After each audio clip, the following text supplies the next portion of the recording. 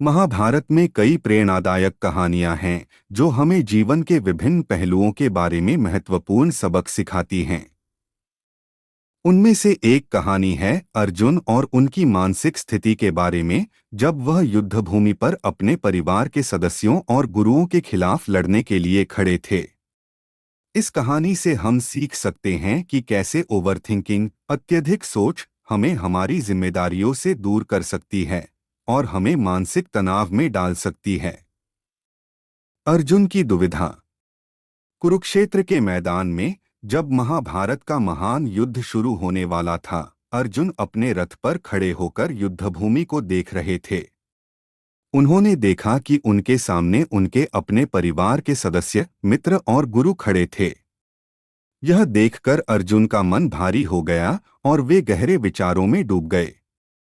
अर्जुन ने श्री कृष्ण से कहा, हे केशव, मैं इस युद्ध में कैसे लड़ सकता हूँ? मेरे सामने मेरे अपने परिवार के सदस्य और गुरुदेव हैं। मैं उन्हें मारकर किस प्रकार के सुख की कामना करूं? मैं इस युद्ध में भाग नहीं लेना चाहता। श्री कृष्ण की शिक्षा।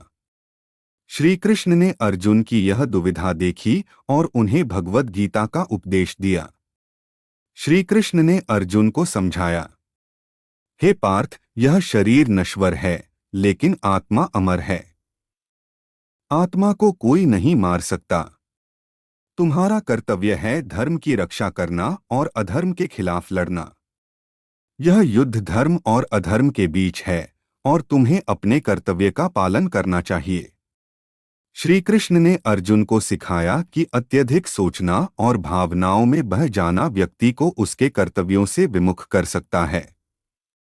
उन्होंने अर्जुन को धैर्य और साहस से काम लेने की प्रेरणा दी और अपने कर्तव्य का पालन करने की सलाह दी। सीख। अर्जुन की कहानी हमें यह सिखाती है कि ओवरथिंकिंग से हमें केवल मानसिक तनाव और दुविधा होती है। हमें अपने कर्तव्यों का पालन करना चाहिए और अपने लक्ष्यों की ओर ध्यान केंद्रित करना चाहिए।